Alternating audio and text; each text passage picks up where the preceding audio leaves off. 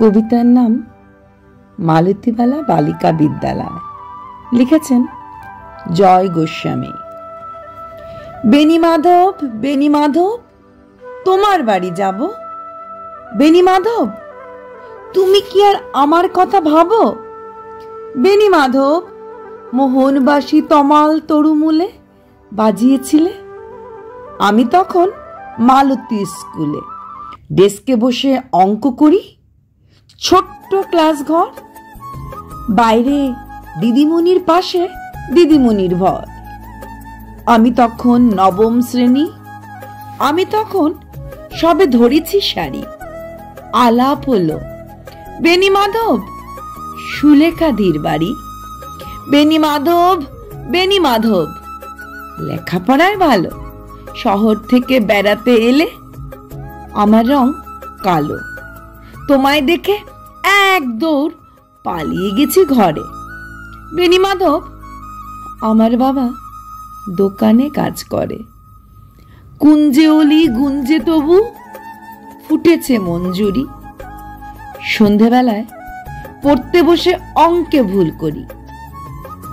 আমি তখন নবম শ্রেণী, আমি তখন 16। ব্রিজের ধারে বেণীমাধব, লুকিয়ে দেখা হলো।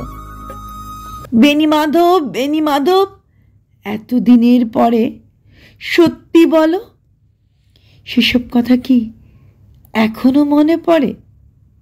সেসব কথা বলেছ তুমি তোমার প্রেমিকাকে?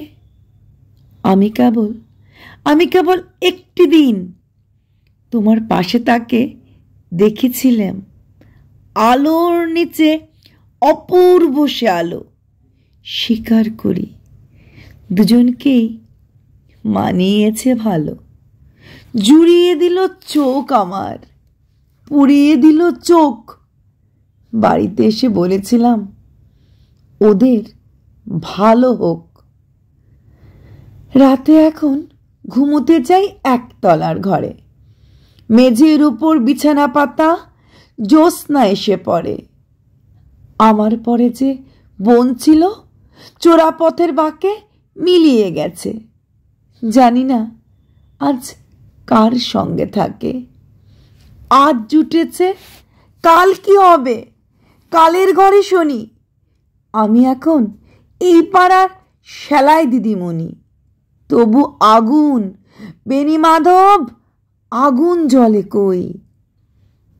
কেমন হবে আমিও যদি নষ্ট মেয়ে হই। ধন্যবাদ। Please like, share